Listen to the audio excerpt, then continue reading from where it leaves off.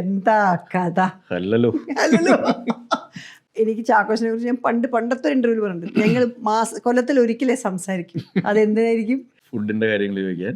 ഈസ്റ്ററിന് happy Easter എന്ന് പറഞ്ഞാൽ എനിക്ക് പറയും ഇന്നത്തെ മെനു എന്ന്. ഞാൻ പാവം അവിടെ എല്ലാം ജ്യൂസ്ഡ് ആയിട്ട് എടുത്തിരിക്കുമ്പോൾ ഡക്ക് റോസ്റ്റ്, ചിക്കൻ ഫ്രൈ, പത്തിരി, പിന്നെ അമ്മ ഉണ്ടാക്കിയ സ്പെഷ്യൽ മീൻ കറി എന്നൊക്കെ പറഞ്ഞാൽ എന്നെ ഇപ്രാവശ്യം അങ്ങനെ തന്നെയായിരുന്നു. ഞാൻ കണ്ടു മെനു.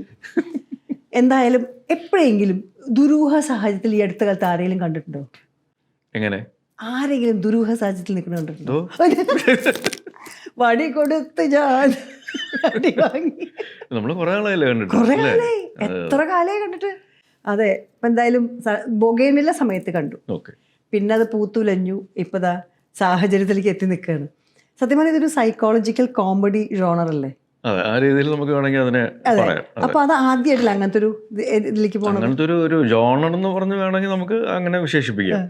കാരണം നമ്മൾ സൈക്കോളജിക്കൽ ത്രില്ലർ എന്ന് കേട്ടിട്ടുണ്ട്, അല്ലെങ്കിൽ ഇമോഷണൽ ത്രില്ലർ എന്നൊക്കെ കേട്ടിട്ടുണ്ട്. പക്ഷെ ഒരു സൈക്കോളജിക്കൽ ഹ്യൂമർ എന്ന് പറയുന്ന ഒരു ഒരു ആ രീതിയിൽ കാറ്റഗറൈസ് ചെയ്യുന്ന ഒരു സിനിമ ചിലപ്പോൾ ആദ്യമായിട്ടായിരിക്കും. അതിന്റെ ഒരു അത് തന്നെയാണ് അതിന്റെ ഒരു ക്യാച്ച് അല്ലേ? കാരണം ഫണ്ണുണ്ട്, ഇമോഷൻ ഉണ്ട്. അതാണ് പേരിൽ തന്നെ മിസ്റ്ററി ഉണ്ട്, ദുരൂഹത. അതിന്റെ ഉള്ളിൽ കൂടെ കുറെ സാഹചര്യങ്ങളും അതിൽ കുറെ കോമഡി. അപ്പോൾ ആ ഒരു പല ഇമോഷണൽ ലെയേഴ്സും താങ്കൾക്കത് എളുപ്പമാണ് ചെയ്യാൻ. കാര്യം ഈ ഡയറക്ടറിന്റെ ഒരു പ്രോസസ്സ് അറിയുന്നുണ്ട്. എന്നാൽ പോലും പുതുതായിട്ട് എന്തെങ്കിലും ഇല്ല, ഭയങ്കര ഈസിയാണെന്നൊന്നും പറയാൻ പറ്റില്ല. എപ്പോഴും ഓരോ കഥാപാത്രങ്ങൾ, പ്രത്യേകിച്ചും ഇപ്പോൾ ചെയ്യുന്ന സിനിമകളൊക്കെ ആണെങ്കിൽ പോലും നമ്മൾ ഇതുവരെ കണ്ടു പരിചയമില്ലാത്ത, അല്ലെങ്കിൽ എനിക്ക് തീരെ പരിചിതമല്ലാത്ത രീതികളിലുള്ള സിനിമകളാണെങ്കിൽ അല്ലെങ്കിൽ കഥാപാത്രങ്ങളാണ്. അപ്പം അതിലോട്ട് വരിക എന്ന് പറയുന്നത് ഇച്ചിരി ബുദ്ധിമുട്ട് തന്നെയാണ്. പിന്നെ ഒരുപാട് ടാലന്റുകളുടെ കൂടെ വർക്ക് ചെയ്യുന്നതുകൊണ്ട് അത് ആ ഒരു സപ്പോർട്ടൊക്കെ ഉള്ളതുകൊണ്ട് നമ്മൾ എങ്ങനെയൊക്കെയോ രക്ഷപ്പെട്ട് പോകുന്നു എന്നുള്ളതാണ്. ഇപ്പോൾ രതീഷിൻ്റെ കാര്യത്തിൽ പറയുകയാണെങ്കിൽ എന്നെ ഇതുവരെ കാണാത്ത രീതിയിലും ഒരു അവതാറിലും ഒക്കെ അവതരിപ്പിക്കാനായിട്ട് സാധിച്ചിട്ടുള്ളൊരു ക്രിയേറ്ററാണ്. അപ്പോൾ പുള്ളിയുടെ തന്നെ ഒരു റൈറ്റിംഗ് ബാക്ക്ഡ്രോപ്പിൽ ഒരു സംവിധാന ഇതിലും നമ്മൾ ചെയ്യുമ്പോൾ ഇതിനു മുമ്പ് പുള്ളിയുടെ സിനിമകളിൽ കണ്ടിട്ടുള്ള അതേ സോഷ്യൽ സറ്റയറും ഫണ്ണും ഇമോഷൻസും ഒക്കെ ഉണ്ടാവും. അതിനോടുകൂടി തന്നെ കുറച്ചൊരു ആക്ഷൻ സീക്വൻസുകളും കൂടെ ഉള്ള ഒരു സിനിമയും കൂടി ആയിരിക്കും ഒരു ദുരൂഹ സാഹചര്യത്തിൽ. അപ്പം കഥാപാത്രം എന്ന് പറയുന്നത് ഒരു സേതു, ഒരു ഹെൽത്ത് സെന്ററിലെ ഒരു ഓഫീസ് ക്ലർക്കാണ്. പക്ഷേ ഈ സേതുവിനെ നമ്മുടെ തന്നെ സൊസൈറ്റിയുടെ ഒരു പ്രത്യേക വിഭാഗത്തിലെ ആൾക്കാരുടെ ഒരു റെപ്രസെൻറ്റേറ്റീവ് ആയിട്ട് നമുക്ക് വേണമെങ്കിൽ പറയാം. എന്ന് പറഞ്ഞാൽ ചൂഷണം ചെയ്യപ്പെടുന്ന ആൾക്കാരുടെ ഒരു റെപ്രസെൻറ്റേറ്റീവ്. ഇയാളെ ജോലി സ്ഥലത്തുമായാലും വീട്ടിലായാലും നാട്ടിലായാലും എവിടെയാണെങ്കിലും പുള്ളിയെ യൂട്ടിലൈസ് ചെയ്യാറുണ്ട്, അല്ലെങ്കിൽ എക്സ്പ്ലോയിറ്റ് ചെയ്യാറുണ്ട് ആൾക്കാർ. അതിനോട് പുള്ളി ഒരിക്കലും പ്രതികരിക്കാറില്ല, പുള്ളിക്ക് അതിന് സാധിക്കാറില്ല. ഒരു ചേട്ടനുണ്ട്, ബെഡ് റിഡനാണ്. ചേട്ടൻ്റെ ഭാര്യയൊക്കെ മാറി താമസിക്കുന്നുണ്ട്. അവർക്കുള്ള കാര്യങ്ങളെല്ലാം ഇയാൾ തന്നെ ചെയ്യണം. ചേട്ടനെ നോക്കണം, ജോലിക്ക് പോകണം. പുള്ളിയുടെ സ്വന്തം കാര്യം നോക്കാനായിട്ടുള്ള കാര്യം ഒന്നും സാധിക്കുന്നില്ല.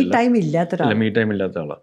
അപ്പം അങ്ങനത്തെ ഒരു സാധാരണ പോകുന്ന ഒരു ജീവിതത്തിൻ്റെ ഒരു സമയത്ത് ഒരു ആള് ഇയാളുടെ ലൈഫിലോട്ട് കയറി വരികയാണ്. സജിൻ അവതരിപ്പിക്കുന്ന രാജേന്ദ്ര പ്രസാദ് എന്ന് പറയുന്ന ഒരു ക്യാരക്ടർ. ഇയാൾ വന്നതിന് ശേഷം പിന്നീട് ഇവരുടെ ലൈഫിലുണ്ടാകുന്ന മാറ്റങ്ങൾ, അത് ഏതൊക്കെ രീതിയിലാണ് ഇയാളൊരു ഔട്ട്ലുക്കിനെ അല്ലെങ്കിൽ അപ്രോച്ചിനെ മാറ്റിമറിക്കുന്നത് എന്നുള്ളത് ഒരു നർമ്മത്തിലും ഒരു ആക്ഷേപഹാസ്യത്തിലും ഇമോഷണലിയും ഒരു ആക്ഷൻ ഓറിയന്റഡ് ആയിട്ട് പറഞ്ഞു പോകുന്നൊരു സിനിമയാണ് ദുരൂഹ സാഹചര്യം.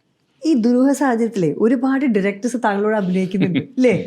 ദിനേശ് പോത്തൻ, ചിദംബരം, രാജേഷ് മാധവൻ, സാക്ഷാൽ പൊതുവാളും. ഇതിന്റെ ഇടയിൽ നിങ്ങൾ പ്രൊഡ്യൂസർ കൂടിയാണ്. എങ്ങനെയായിരുന്നു ഇത്? ദിലീഷ് ആയിട്ട് ഇതിനു മുമ്പ് സിനിമകൾ ചെയ്തിട്ടുണ്ട്. ചിദംബരം ആദ്യമായിട്ടാണ് സിനിമയിൽ ക്യാമറയുടെ മുമ്പിൽ വരുന്നത്. രാജേഷുമായിട്ടും സിനിമകൾ ചെയ്തിട്ടുണ്ട്. പക്ഷെ ഇവരെല്ലാവരും അവിടെ വരുന്നത് ഒരു ആക്ടർ അല്ലെങ്കിൽ ആർട്ടിസ്റ്റ് എന്നുള്ള ലേബലിൽ മാത്രമാണ്. അപ്പം അവർക്ക് തീർച്ചയായിട്ടും രതീഷ് പൊതുവാളുമായിട്ട് ഒരു കൊളാബ് ചെയ്യാനായിട്ടുള്ള ആഗ്രഹത്തിന് പുറത്ത് വരുന്ന ആൾക്കാരാണ്. കാരണം പിന്നെ ഇവർക്ക് എല്ലാവർക്കും രതീഷിന്റെ മുൻകാല സിനിമകൾ കണ്ട് ഇഷ്ടപ്പെട്ട ആൾക്കാരായതുകൊണ്ട് രതീഷുമായിട്ടൊന്ന് കൊളാബറേറ്റ് ചെയ്യാനുള്ള ആഗ്രഹത്തിന് പുറത്തും വന്നവരാണ്. അപ്പോൾ അതിൽ ശരിക്കും പെട്ടുപോയത് ചിദംബരമാണ്. കാരണം ചിതുവിനെ അഭിനയിക്കാനായിട്ട് വിളിച്ചപ്പോൾ ചിതു വിചാരിച്ച ഒന്ന് രണ്ട് സീനൊക്കെ ഉണ്ടാവുള്ളൂ എന്നും പറഞ്ഞ് വന്നപ്പോഴാണ് ഉടനീളവും അല്ല, ഇതുവരെ അങ്ങനെ ചിതുവിനെ കാണാത്ത രീതിയിൽ അല്ലെങ്കിൽ ചിന്തിക്കാത്ത രീതിയിലുള്ളൊരു കഥാപാത്രമാണ് പുള്ളിക്ക് കൊടുത്തിരിക്കുന്നത്. അപ്പൊ അതിന്റെ ഒരു ഭയപ്പാടും കാര്യങ്ങളൊക്കെ പുള്ളിക്കുണ്ടായിരുന്നു. ഞാൻ മോന്റെ ഒരു പടത്തിന്റെ പ്രിവ്യൂ വെച്ചിരുന്നു കൊച്ചിയില്. അപ്പൊ ഞാൻ ചിദംബരം വരുമോ? ഞാൻ വരാം ചേച്ചി, പക്ഷെ ചെറിയൊരു ഷൂട്ടിംഗ് തുടങ്ങുന്നുണ്ട്, എനിക്കൊരു ചെറിയ റോളുണ്ട് ഇതിൽ. ഞാൻ ചെറുതോ ഇപ്പോഴാ കേൾക്കണേ. ത്രൂ ഔട്ടുള്ള റോളാണ്, ഭയങ്കര ഇന്റൻസ് ആയിട്ടുള്ള ക്യാരക്ടറാണ്. പക്ഷെ പുള്ളി വളരെ ഭംഗിയായിട്ട് നീറ്റായിട്ട് ചെയ്തിട്ടുണ്ട്. കാരണം നമുക്കറിയാം രതീഷ് പുള്ളിയുടെ കയ്യിൽ ആരെ കിട്ടിയാലും, അതായത് സിനിമയായിട്ട് ഒരു ബന്ധമില്ലാത്ത ആൾക്കാരെ കിട്ടിയാലും ആ കഥാപാത്രമാക്കി മാറ്റിയെടുക്കാനുള്ള കഴിവ് രതീഷിനുണ്ട്. അത് എന്നാത്ത കേസ് കൂടുതലാണെങ്കിൽ എൻ്റെ കൂടെ അഭിനയിച്ച ഒരു 99% ആൾക്കാരും പുതിയ ആൾക്കാർ, എന്ന് വെച്ചാൽ സിനിമയുമായിട്ട് യാതൊരു ബന്ധമില്ലാത്ത ആൾക്കാർ ഉൾപ്പെടെ. അപ്പോൾ അവരെല്ലാവരെയും ആ കഥാപാത്രങ്ങളായിട്ട് മാറ്റിയെടുക്കാൻ സാധിക്കുമെങ്കിൽ സിനിമയായിട്ട് പരിചയമുള്ള ആൾക്കാരെ കിട്ടുകയാണെങ്കിൽ അത് ഹി ക്യാൻ ഡു വണ്ടേഴ്സ്. അതെ. എപ്പോഴെങ്കിലും ഈ സേതു എന്ന ക്യാരക്ടറിനെ താങ്കൾക്ക് തന്നെ അത്ഭുതമായിട്ടുണ്ടോ? അതിൻ്റെ ഒരു പോക്കിൽ ആ ക്യാരക്ടറിൻ്റെ ഒരു നമ്മൾ ആ ട്രെയിലറിൽ തന്നെ ആദ്യം കാണുന്നത് പുള്ളി ഒരു ശവത്തിനിട്ട് അടിക്കുന്നത്. അത് തന്നെ അവിടെ തന്നെ പുള്ളിയുടെ ഒരു ഏത് രീതിയിലാണ് സേതുവിനെ കൺസീവ് ചെയ്തിരിക്കുന്നത് എന്നുള്ളത് നമുക്ക് മനസ്സിലാവും. അത് കഴിഞ്ഞിട്ട് പുള്ളിയുടെ ഒരു ചിരിയുണ്ട്. അതും അത് ഏത് മീറ്ററിൽ എങ്ങനെ വേണമെന്നുള്ളത് തന്നെ വളരെ വ്യക്തമായിട്ട് ആ ഷോട്ട് എടുക്കുമ്പോൾ, അല്ലെങ്കിൽ ഷോട്ടിൽ ഞാൻ പെർഫോം ചെയ്ത് കഴിയുമ്പോൾ അത് ഇങ്ങനെയല്ല, കുറച്ചുകൂടെ അങ്ങനെ വേണം ഇങ്ങനെ വേണം എന്നൊക്കെ പറഞ്ഞ് അതിൻ്റെ വളരെ മൈന്യൂട്ടസ്റ്റ് ആയിട്ടുള്ള ഡീറ്റെയിലിങ്ങിൽ പോലും രതീഷ് പറഞ്ഞ വ്യക്തതയുണ്ടായിരുന്നു. അപ്പോൾ ആ രീതിയിൽ സേതുവിനെ ജസ്റ്റ് ഇങ്ങനെ പറയുമ്പോൾ എന്താണ് സേതു, അതല്ല അതിൻ്റെ അപ്പുറമുള്ള കുറേ ലേയേഴ്സ് സേതുവിന് ഉണ്ടെന്നുള്ളത് ഓരോ സീനുകൾ ചെയ്യുമ്പോഴും അല്ലെങ്കിൽ ആ ഒരു ജേർണിയിൽ നമുക്ക് തിരിച്ചറിഞ്ഞുകൊണ്ടിരിക്കുകയായിരുന്നു. ശരിക്കും ഞാൻ ഈ മനീഷിന്റെ ഇന്റർവ്യൂവിന് ഇത് കണ്ടപ്പോൾ മനസ്സിലായി 30 കൊല്ലായി അല്ലേ ഈശ്വര. പക്ഷെ 30 കൊല്ലം നോക്കുമ്പോഴേ ആദ്യ കാലത്തൊക്കെ ഉണ്ടല്ലോ നമുക്ക് ഈ ഡയറക്ടർ പറഞ്ഞ് ശരിയായി അവതരിപ്പിക്കുക എന്നുള്ളതായിരിക്കും. അതായത് ഒരു ക്രാഫ്റ്റ്, നടനത്തിലൊരു റെവല്യൂഷൻ ഉണ്ടല്ലോ. പിന്നെ നമുക്ക് കഥാപാത്രം അവതരിപ്പിക്കുന്നതിലും കൂടുതലായിട്ട് കഥാപാത്രത്തിൽ ജീവിക്കുക എന്നൊരു കോൺസെപ്റ്റിലേക്ക് എത്തും. അങ്ങനെ ഒരു ഇത് ഉരുത്തിരിഞ്ഞ് വന്നിട്ടുണ്ടായിരുന്നു ഈ ഒരു 30 വർഷത്തിൽ? അല്ല, എനിക്ക് കിട്ടുന്ന ക്യാരക്ടേഴ്സ് എൻ്റെ റിയൽ ലൈഫിൽ ഇൻസിഡൻസുമായിട്ട് ഏതെങ്കിലും രീതിയിൽ ബന്ധപ്പെടുത്താൻ സാധിക്കുമോ അല്ലെങ്കിൽ റിലേറ്റബിലിറ്റി കൊണ്ടുവരാൻ സാധിക്കുമോ എന്നുള്ളത് നോക്കാറുണ്ട്, അന്വേഷിക്കാറുണ്ട്. അല്ലെങ്കിൽ അതിനു വേണ്ടിയിട്ടുള്ള ചില പഠനങ്ങളൊക്കെ നടത്താറുണ്ട്. ഇപ്പം ഓഫീസിലും ഡ്യൂട്ടിക്ക് വേണ്ടിയിട്ടാണെങ്കിൽ ഹരിശങ്കർ എന്ന് പറയുന്ന ക്യാരക്ടറിൻ്റെ കുറേ ഇമോഷണൽ ജേർണി വേരിയേഷൻസ് ഒക്കെ ഉണ്ട്. അപ്പോൾ അത് ഞാൻ എൻ്റെ ഒരു ഡോക്ടർ സുഹൃത്തുമായിട്ട് സംസാരിച്ചും കാര്യങ്ങളൊക്കെ ഉണ്ടായിരുന്നു. പിന്നെ ഷാഹിയും ജിത്തും ഒക്കെ അതിന് വേണ്ടി കുറേ ഇൻപുട്ടുകൾ തന്നിട്ടുണ്ട്.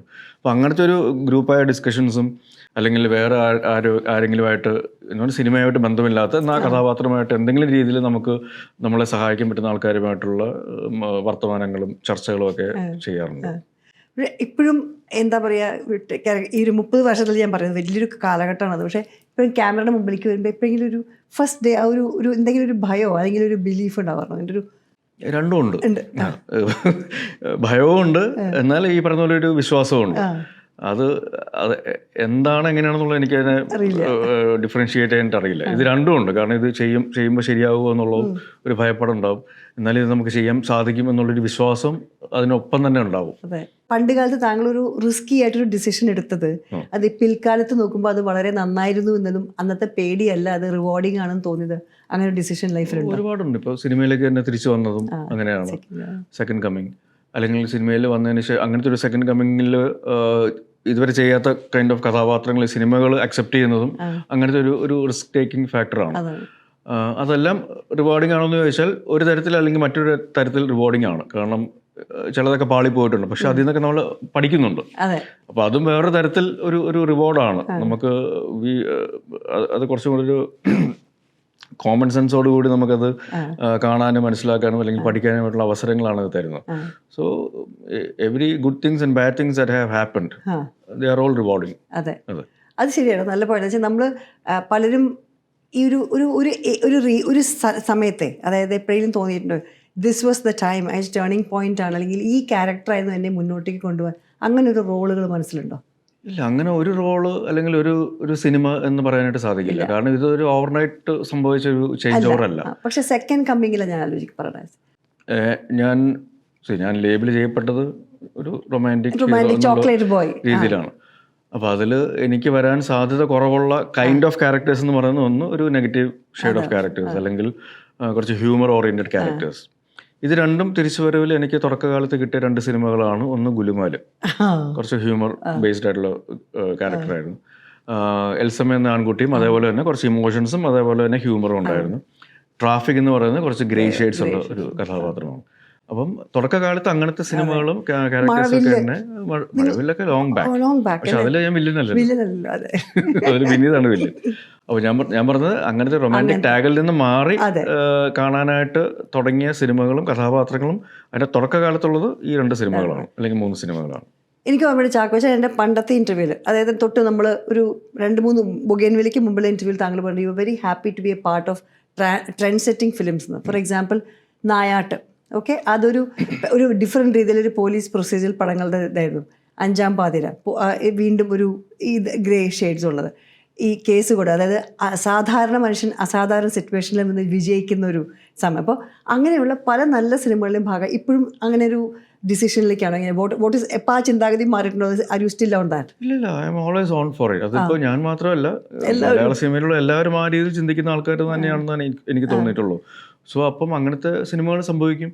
ഇപ്പം ഫോർ എക്സാമ്പിൾ ഇപ്പം പേട്രിയറ്റ് നോക്കുകയാണെങ്കിൽ അങ്ങനത്തെ ഒരു വലിയൊരു സിനിമ, അങ്ങനത്തെ ഒരു കോമ്പിനേഷൻ സിനിമകൾ സംഭവിക്കുന്നത് അതിൻ്റെ ഭാഗമായിട്ടാണ്. എല്ലാവരും അങ്ങനെ ചിന്തിക്കുന്നതുകൊണ്ടാണ്. They want to be part of movies that can change the route അല്ലെങ്കിൽ track of movie making or movie viewing.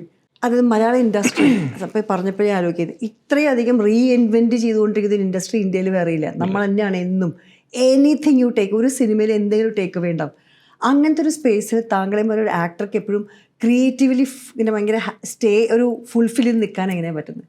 കാരണം ഡെയിലി പുതിയ പുതിയ സംഭവങ്ങളാണ് വരുന്നത് നമ്മുടെ അടുത്ത്. നമ്മൾ ചിന്തിക്കുന്നതിനപ്പുറമുള്ള ഐഡിയാസും തോട്ട്സുമായിട്ട്, അല്ലെങ്കിൽ അങ്ങനത്തെ കൈൻഡ് ഓഫ് വലിയ സിനിമകൾ ചെറിയ സിനിമകൾ എന്നുള്ളതല്ല, ഈ ഐഡിയാസ് ആൻഡ് തോട്ട്സ് ഉണ്ടല്ലോ, അങ്ങനെ വരുന്നതിൽ നമ്മൾ ഇതുവരെ ചിന്തിക്കാത്ത കൈൻഡ് ഓഫ് റിസ്ക് ടേക്കിംഗ് അല്ലെങ്കിൽ ഡയറിങ് ആയിട്ടുള്ള കഥകളും സിനിമകളുമായിട്ട് ക്രിയേറ്റേഴ്സ് അല്ലെങ്കിൽ പ്രൊഡ്യൂസേഴ്സ് വരുന്നതാണ് ഏറ്റവും വലിയൊരു ഭാഗ്യം, പ്രത്യേകിച്ച് മലയാള സിനിമയിൽ. And they are all doing well എന്നുള്ളത്, അല്ലെങ്കിൽ അക്സെപ്റ്റഡ് എന്നുള്ളതാണ് അതിനേക്കാളും സന്തോഷം തരുന്നൊരു കാര്യം.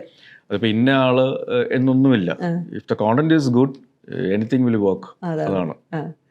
നിങ്ങൾ ഇപ്പോൾ പണ്ട് കാലത്തുള്ള ഒരു ഡിസിഷൻ മേക്കിങ്ങിലെ നമ്മളൊരു ബിലീഫിൽ പോവും അല്ലെ, ഇപ്പോൾ അത് മാറിയിട്ടുണ്ടോ? അങ്ങനത്തെ ഒരു ഡിസിഷൻ മേക്കിംഗ് പ്രോസസ്സിൽ താങ്കൾ എന്ത് ഒരു വിശ്വാസം അല്ലെങ്കിൽ ബിലീഫിലേക്കാണ് സാധാരണ ഡിസിഷൻ മേക്കിംഗ് എത്താറ്?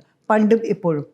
പണ്ട് ഞാൻ എൻ്റെ ഡിപ്പെൻഡഡ് ഓൺ പലരോടും ചോദിക്കുമായിരിക്കും വേണമെങ്കിൽ. ഇല്ല, അങ്ങനെ പലരോടും ചോദിച്ചാൽ നമുക്ക് ഒന്നും ചെയ്യാൻ പറ്റില്ല. നമ്മൾ ഉണ്ടാവും, അഭിപ്രായങ്ങൾ ചോദിക്കും, but ultimately we should take the call. പലരും അവരുടെ അഭിപ്രായങ്ങൾ പറഞ്ഞിട്ട് എന്നിട്ട് ചാക്കോച്ചൻ തീരുമാനിക്കുമെന്ന് പറഞ്ഞു കഴിഞ്ഞാൽ അപ്പോഴും നമ്മൾ തന്നെയാണ് തീരുമാനം എടുക്കുന്നത്. So ultimately you are your own decision maker.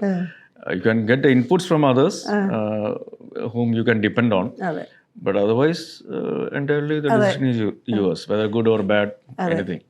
ഒരു നല്ല ദിവസമായിരുന്നു എന്ന് പറയുന്ന ഒരു സമയം നമ്മൾ ഒരു നല്ല ദിവസമായിരുന്നു കേട്ടോ, അങ്ങനത്തെ ഒരു ദിവസം എന്താ? അങ്ങനത്തെ ഒരു ദിവസം എന്ന് പറയാൻ പറ്റില്ല, പല ദിവസങ്ങളും പല രീതികളിലാണ് നല്ല ദിവസം. ഇപ്പം സിനിമ ഇറങ്ങി വിജയിച്ചു കഴിഞ്ഞാൽ അത് വളരെ നല്ലൊരു ദിവസമാണ്. ഞാൻ രാവിലെ ബാഡ്മിൻ്റൺ കളിക്കാൻ പോയിട്ട് എല്ലാ കളികളും ജയിച്ചു, അതും വളരെ നല്ലൊരു ദിവസമാണ്. 3 നേരം കറക്റ്റായിട്ട് ഇഷ്ടമുള്ള ഭക്ഷണം കഴിക്കാൻ സാധിച്ചു, അതും നല്ലൊരു ദിവസമാണ്. So it is very good. ആ ഒരു ഈസി ഗോലാക്കി മെൻറ്റാലിറ്റി അന്നുണ്ട് ഇന്നുണ്ട്. ക്ഷമ എങ്ങനെയപ്പോൾ ഒരു വാവ വീട്ടിലോട് ഞാൻ ആലോചിക്കാം, ക്ഷമയെ പറ്റിയിട്ടുള്ളൊരു ക്ഷമ അന്നും ഇന്നും അത്യാവശ്യം ഒരേ റേഞ്ചിൽ തന്നെ പോകുന്നുണ്ട്, വലിയ കുഴപ്പമൊന്നുമില്ല. പുത്രന്റെ ഡാൻസ് ഒക്കെ എങ്ങനെയുണ്ട്? നന്നായിട്ട് ഡാൻസ് എൻജോയ് ചെയ്യും. അവൻ ഈ പറയുന്ന പോലെ അപ്പം കാണിക്കുന്ന സ്റ്റെപ്പുകളൊക്കെ ഒന്ന് റീക്രിയേറ്റ് ചെയ്യാനായിട്ടുള്ള ആഗ്രഹവും കാര്യങ്ങളൊക്കെ ഉണ്ടാവും. നിങ്ങൾ ഈ പാരന്റിങ്ങിലെ ചില സമയത്ത് അമ്മ ഗുഡ് കോപ്പായിരിക്കും, അച്ഛൻ ബാഡ് കോപ്പ്, അല്ലെങ്കിൽ വൈസ് വേഴ്സ. നിങ്ങളിൽ എങ്ങനെയാണ്? പ്രിയരെടുത്ത് അവൻ എങ്ങനെയാണ്? ഓഫ് കോഴ്സ് നാച്ചുറലി അമ്മമാരാണ് ഏറ്റവും കൂടുതൽ അവരെ സ്നേഹിക്കുകയും ശാസിക്കുകയും ചെയ്യുന്നത്. അപ്പം അതുകൊണ്ട് അവർക്ക് ഏറ്റവും കൂടുതൽ സ്നേഹം തോന്നുന്നത് ചിലപ്പം അപ്പന്മാരോടായിരിക്കും. ഞങ്ങളെല്ലാം സൈഡിൽ നിന്ന് മാറി നോക്കിയെന്ന് ആവശ്യമുള്ളപ്പോൾ മാത്രം സ്നേഹം മാത്രമേ കൊടുക്കാറുള്ളൂ.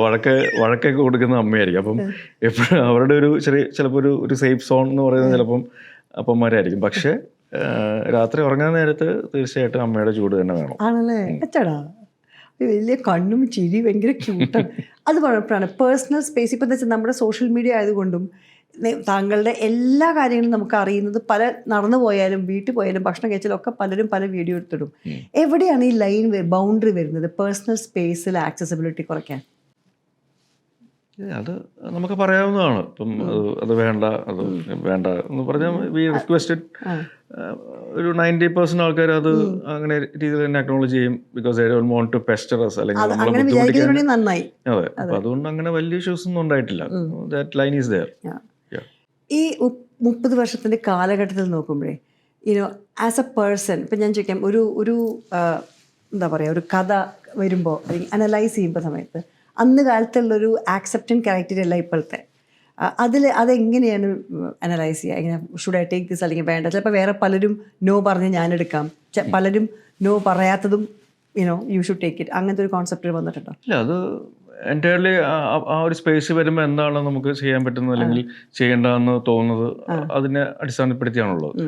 ഇപ്പം പൊതുവെ വരുന്നതിൽ ഞാൻ സാധാരണ നോക്കുന്ന പോലീസ് കഥാപാത്രങ്ങൾ അധികം വരരുതേ എന്നുള്ളതാണ് ഞാൻ മാക്സിമം നോക്കുന്നത്. അത് കുറേ വരുന്നുണ്ട്. അതെ, പണ്ട് ഞാൻ പക്ഷെ ഒരു പോലീസ് കഥാപാത്രം കിട്ടാൻ വേണ്ടി കൊതിച്ചിട്ടുണ്ട്. അത് കിട്ടുമോ എന്നുള്ളൊരു സംശയം തന്നെ ഉണ്ടായിരുന്നു. അപ്പോൾ അത് കഴിഞ്ഞ് ഇപ്പം ഓഫീസറും ഡ്യൂട്ടി കഴിഞ്ഞിട്ട് ഇതേപോലെ ഒരു പോലീസ് കഥാപാത്രങ്ങളുടെ ഒരു പ്രളയം തന്നെ ഉണ്ടായിരുന്നു. അപ്പം പലരോടും എനിക്ക് ഒരു സബ്ജക്റ്റ് പറയാനുണ്ട് എന്ന് എൻ്റെ അടുത്ത് പറയുമ്പോൾ ഞാൻ ആദ്യം പറയും പോലീസ് ആണെങ്കിൽ വരരുത് കേട്ടോ പ്ലീസ് എന്ന് പറയാറ്. കാരണം ഇഷ്ടപ്പെട്ട് കഴിഞ്ഞാൽ നമ്മൾ പിന്നെ അവരെ കുറെ നാൾ വെയിറ്റ് ചെയ്യേണ്ടി വരും. അങ്ങനത്തെ ഒരു ഇഷ്യൂ ഉണ്ട്. കാരണം അവർ വരുന്ന അവരുടെ ഒരു ഡ്രീം പ്രോജക്റ്റുമായിട്ടായിരിക്കും. They are always on. നമുക്കത് ഇഷ്ടപ്പെട്ടാൽ പോലും നമുക്ക് ചിലപ്പോൾ അടുത്ത ഉടനെ ചെയ്യാൻ പറ്റാത്തൊരു സാഹചര്യം അവർ വെയിറ്റ് ചെയ്യും. അവര് ചിലപ്പോൾ വല്ലാണ്ട് വെയിറ്റ് ചെയ്യേണ്ടി വരും. ഞാൻ അങ്ങനത്തെ ഒരു സാഹചര്യം ഒഴിവാക്കാൻ വേണ്ടിയിട്ട് അങ്ങനെ ഒഴിവാക്കാറ്. അത് കുഴപ്പമില്ല. ഈ ദുരൂഹ സാഹചര്യത്തില് ഈ എന്താ പറയാ ടൈറ്റിൽ എഴുതിക്കുന്നതിന് ഗണ്ണിന്റെ ഷേപ്പിലാണ്. ആ ഡിസിഷൻ എവിടുന്നായിരുന്നു? ഇതിൽ ശരിക്കും പോസ്റ്റേഴ്സിലുള്ള ക്യാരക്ടേഴ്സ് ഉപയോഗിക്കുന്ന പ്രോപ്സ് തന്നെ ഈ സിനിമയിൽ ഉടനീളം ഭയങ്കര ഇമ്പോർട്ടൻ്റ് ആയിട്ടുള്ള കാര്യങ്ങളാണ്. ഇപ്പോൾ ആ ഗണ്ണാണെങ്കിലും ആ ഗണ്ണ് തുടക്കം മുതൽ അവസാനം വരെ അതിൻ്റെ ഒരു യാത്രയുണ്ട്, ഒരു ജേർണി ഉണ്ട്. അതേപോലെ തന്നെ ഇതിൽ ചില പോസ്റ്ററുകളിൽ ഈ മാവോയിസ്റ്റ് തൊപ്പിയുണ്ട്.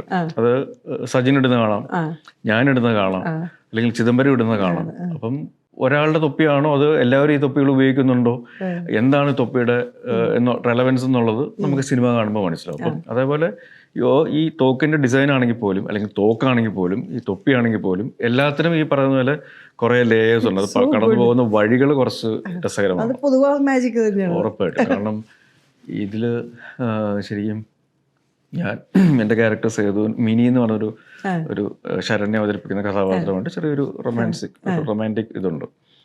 അപ്പം അവർ രണ്ടുപേരും ഒരുമിച്ച് പോകുന്നു, ഒരു ബൈക്കിൽ പോകുന്നുണ്ട്.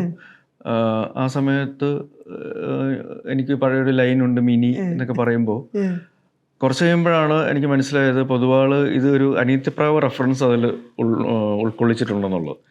സേതു സുധി എന്ന് പറയുന്ന ഓൾമോസ്റ്റ് സിമിലർ ആയിട്ടുള്ള ഒരു പേരാണ് മിനി. അനിത്യപ്രാവിലെ ശാലിയുടെ പേരാണ്. ഞങ്ങൾ ഓടിക്കുന്നത് സ്പ്ലെൻഡർ ബൈക്കാണ്. ആ ഒരു യാത്രയുണ്ട്. അപ്പൊ അങ്ങനത്തെ ചില ആദ്യ കാഴ്ചയിൽ നമുക്ക് മനസ്സിലാവാത്ത, അല്ലെങ്കിൽ നമ്മൾ ചിലപ്പോൾ അറിയാതെ വിട്ടുപോയിട്ടുള്ള, എന്നാൽ രണ്ടാം കാഴ്ചയിൽ ഇത് ഇങ്ങനെ ഒരു സാധനം ഉണ്ടായിരുന്നല്ലോ. എനിക്ക് ഷൂട്ട് ചെയ്യുന്ന സമയത്ത് എനിക്ക് കത്തിയില്ല. ഇല്ല, കുറച്ച് കഴിഞ്ഞിട്ട് രതീഷ് പറയുമ്പോഴാണ് ശരി ഇതിന് അങ്ങനെ ഒരു ആംഗിൾ ഉണ്ടായിരുന്നല്ലോ എന്നുള്ളത് എനിക്ക് മനസ്സിലാകുന്നത്. അപ്പം അത് ജസ്റ്റ് ഒരു എക്സാമ്പിൾ പറഞ്ഞത്. അപ്പം അങ്ങനെ സിനിമയിൽ ഉടനീളം അങ്ങനത്തെ പല പല കാര്യങ്ങളിലും, പല അവസ്ഥകളിലും, കഥാപാത്രങ്ങളിലും അവർ ചെയ്യുന്ന കാര്യങ്ങളിലൊക്കെ അണ്ടർലൈങ് ആയിട്ടുള്ള നമുക്ക് വളരെ പെട്ടെന്ന് പ്രകടമല്ലാത്ത കുറെ ലേയേഴ്സ് നമുക്ക് കാണേണ്ടി സാധിക്കും. അതിലത്തെ മാതിരി ഒരു ഡാൻസ് നിങ്ങൾക്ക് ഇതിൽ പ്രതീക്ഷിക്കാമോ? അതിലത്തെ ഇല്ല, പക്ഷെ അതിന് പകരം ഈ പറയുന്ന പോലെ ഞാൻ ആൽക്കലി എന്ന് പറഞ്ഞൊരു സോങ് ഉണ്ട്. അതിൽ സജിൻ എന്നെ ഡാൻസ് പഠിപ്പിക്കുന്നുണ്ട്, ഒരു ചെറിയൊരു ഹുക്ക് സ്റ്റെപ്പ് പഠിപ്പിക്കുന്നുണ്ട്. അത് ഭയങ്കര ഫണ്ണി ആയിട്ട് വന്നിട്ടുണ്ട്. അത്രേ ഉള്ളൂ. മറ്റേ അത് ചോദിച്ചപ്പോഴേ ഈ പ്രൊഡ്യൂസറായിട്ടേ താങ്കൾ ഒരുപാട് പ്രൊഡ്യൂസേഴ്സിൻ്റെ കൂടെ യു ഹാവ് ടു വർക്ക് അല്ലേ? അവനവൻ ആ ഒരു ഉടുപ്പ് അണിയുമ്പോൾ എന്തായിരുന്നു? ഇതില് പ്രൊഡ്യൂസറിന്റെ മേലെങ്കി എനിക്കുണ്ടെങ്കിലും അതിന്റെ തലവേദന മൊത്തം എൻ്റെ കോ പ്രൊഡ്യൂസറാണ് ഏറ്റെടുക്കാറ്. കാരണം ഇത് ഷൂട്ടിങ്ങിന്റെ ഇടയ്ക്ക് ഞാൻ അഭിനയിക്കും കൂടി ചെയ്യുന്നതുകൊണ്ട് അതിന്റെ ബുദ്ധിമുട്ട് എനിക്ക് എടുക്കാൻ വയ്യാത്തതുകൊണ്ട് ആ പണി ശരിക്കും അറിയാവുന്ന പ്രൊഡ്യൂസേഴ്സിന്റെ കൂടെ ഞാൻ ജോയിൻ ചെയ്യുന്നുള്ളതാണ് ഞാൻ സാധാരണ ചെയ്യാറ്. ഇപ്പം എന്നാത്ത കേസുകളിലാണെങ്കിൽ സന്തോഷമായിട്ടുണ്ടായിരുന്നു. അറിയിപ്പ് എന്നുള്ള സിനിമയിൽ മഹേഷും ഷെബിൻ ബക്കറും ഉണ്ടായിരുന്നു. ബൊഗൻവില്ലിൽ അമൽ നീരതുണ്ട്. അതെ. പിന്നെ ഇതിൽ വരുമ്പോൾ ലിസ്റ്റിൻ സ്റ്റീഫനുണ്ട്. ലിസ്റ്റിനുമായിട്ട് ലിസ്റ്റിന്റെ ആദ്യ സിനിമ മുതൽ അസോസിയേറ്റ് ചെയ്തിട്ടുള്ള ആളാണ്, ഒരു ആക്ടർ എന്നുള്ള രീതിയിൽ. പക്ഷെ ഉദയ പിക്ചേഴ്സും മാജിക് ഫ്രെയിംസും ആദ്യമായിട്ട് ഒരുമിക്കുന്ന ഒരു സിനിമയാണ് ഒരു ദുരൂഹ സാഹചര്യത്തിൽ. അതെ. ചാക്കോച്ചിനെ കുറിച്ച് ആൾക്കാർക്കുള്ളൊരു അവനവൻ തെറ്റിദ്ധരിക്കുന്ന ഒരു തെറ്റിദ്ധാരണ ഉണ്ടോ ആൾക്കാർക്ക്? എന്താണ്? ഞാൻ നന്നായിട്ട് പാട്ട് പാടുന്നു. ഇല്ലല്ലേ? അത് നമുക്ക് പറഞ്ഞിട്ടില്ല. ആൾക്കാർ ഇന്റർവ്യൂലൊക്കെ പാടിപ്പിക്കാൻ ശ്രമിക്കാറുണ്ടോ? ഉറപ്പായിട്ടും എല്ലാവരും 100% അതിന് വേണ്ടി ട്രൈ ചെയ്യാറുണ്ട്. എന്നിട്ട് അബദ്ധവശാൽ പാടിയിട്ടുണ്ടോ? ചെറിയ മൂളിപ്പാട്ടൊക്കെ അല്ല, അത്രേ ഉള്ളൂ. അല്ലാതെ ഈ പറയുന്നില്ല, കാര്യമായിട്ടൊന്നുമില്ല. അതെ. താങ്കൾക്ക് വേണ്ടിയിട്ട് ആൾക്കാർ ക്യൂ നിൽക്കുന്ന ഡേറ്റുകൾക്ക് നമുക്കറിയാം. താങ്കൾ എങ്ങനെയാണ് ഒരു സിനിമ ഈ സമയത്ത് സെലക്ട് ചെയ്യുക? സാധാരണ പോലീസ് വേണ്ട, പിന്നെ ഇത് നേരെ തിരിച്ചുകൊണ്ട് കേട്ടോ. ഞാൻ പലരോടും അങ്ങോട്ടും ഡേറ്റ് അത് എന്നെ വെച്ച് ചെയ്യുമെന്ന് ഞാനും പറയാറുണ്ട്. It goes both vase. അത് എന്താ പറഞ്ഞത്, എങ്ങനെയാണ്? അതായത് ഇപ്പോൾ ഒരു cinema what excites you in taking A film? The story, basically the story. പിന്നെ അത് ഞാൻ ഇതിനു മുമ്പ് ചെയ്ത സിനിമകളുമായിട്ട് കഥാപാത്രങ്ങളുമായിട്ട് എന്തെങ്കിലും ബന്ധമുണ്ടോ എന്നുള്ളത് I should look into that.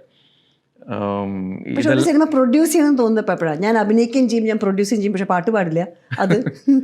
അത് ഏതെങ്കിലും രീതിയിലൊക്കെ ആ സിനിമയുടെ ഭാഗമാകണമെന്നുള്ള ആഗ്രഹം വരുമ്പോൾ ചെയ്യുന്നതാണ്. ഇപ്പം എന്നത്തെ കേസുകളിലൊക്കെ ഞാൻ പിന്നീടാണ് ഇതിലോട്ട് വന്നത്. കാരണം എനിക്ക് അത്രയധികം ഇഷ്ടപ്പെട്ടിട്ട് ഞാൻ സന്തോഷത്തോട് പറഞ്ഞ് ഞാൻ I want to be part of this production എന്ന് പറഞ്ഞു. അപ്പോൾ you was so happy to accommodate it. അപ്പം അങ്ങനെയും സംഭവിക്കാറുണ്ട്.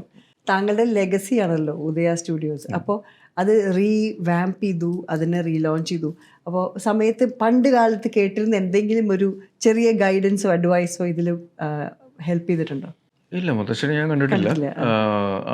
അപ്പൻ ഈ പറയുന്ന പോലെ സിനിമ ഞങ്ങളുടെ ഒരു ഡൗൺ സ്ലൈഡിൻ്റെ സമയത്താണ് ഞാൻ സിനിമയെ എന്താ പറയുക, ഇഷ്ടപ്പെടാതിരിക്കാൻ തുടങ്ങിയത്.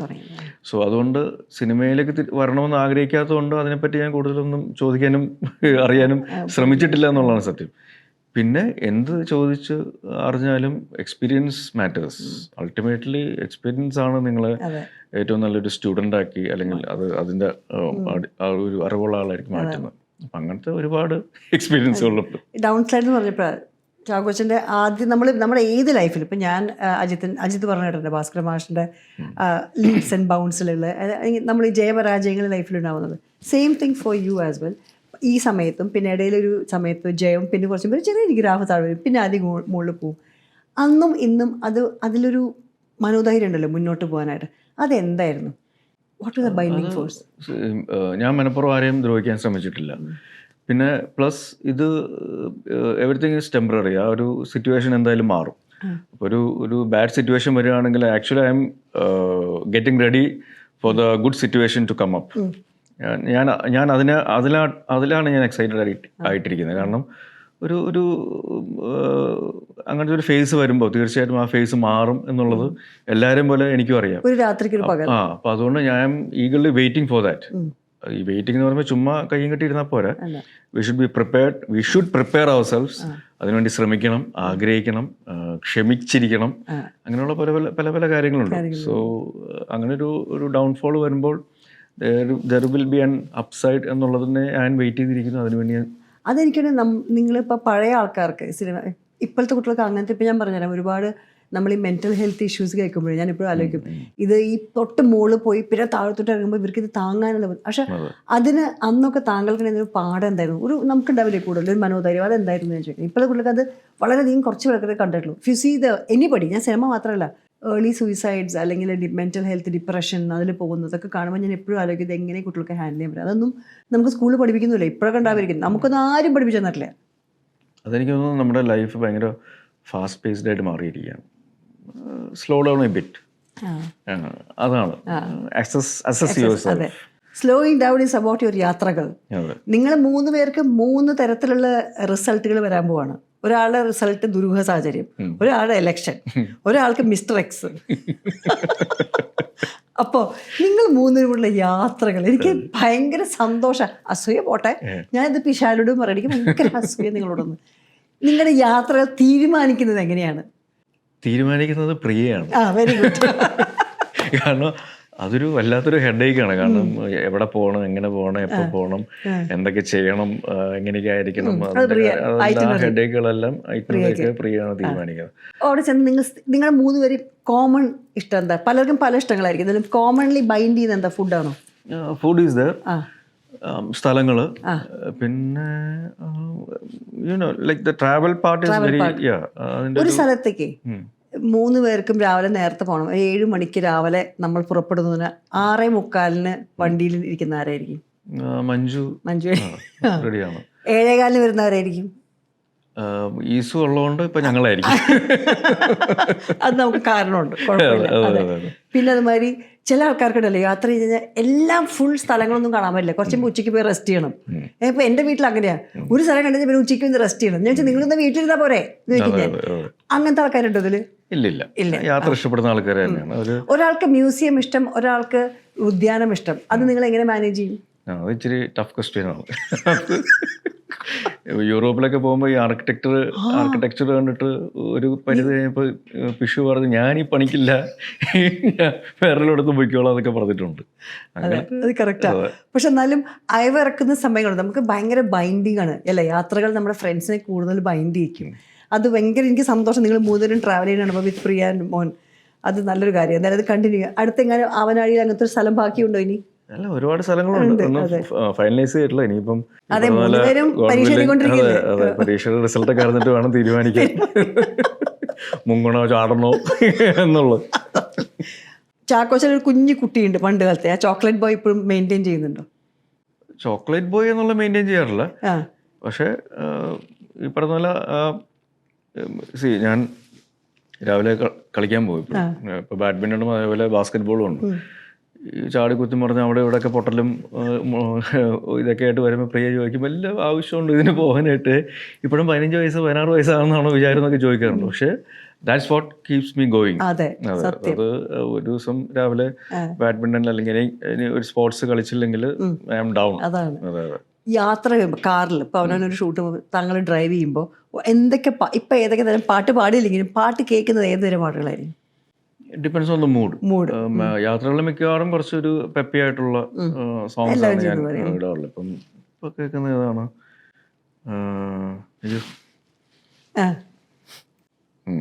അഗ്നി നക്ഷത്രത്തിലെ പാട്ടാണ്. ഏത്?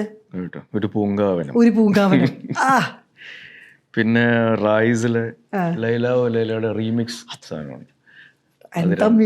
സ്റ്റാർട്ടിങ് തന്നെ ഒരുപാട് ചാലഞ്ചസ് ജീവിതത്തിൽ വരുമ്പോഴേ, അതായത് ഇപ്പോൾ സിനിമ സെറ്റിൽ തന്നെ ഒരു കോൺവെർസേഷൻ ഹെൽത്തി ഡിബേറ്റിലേക്ക് കൊണ്ടുപോകുമ്പോൾ താങ്കളുടെ ഒരു എങ്ങനെയായിരിക്കും പാർട്ടിസിപ്പേഷൻ?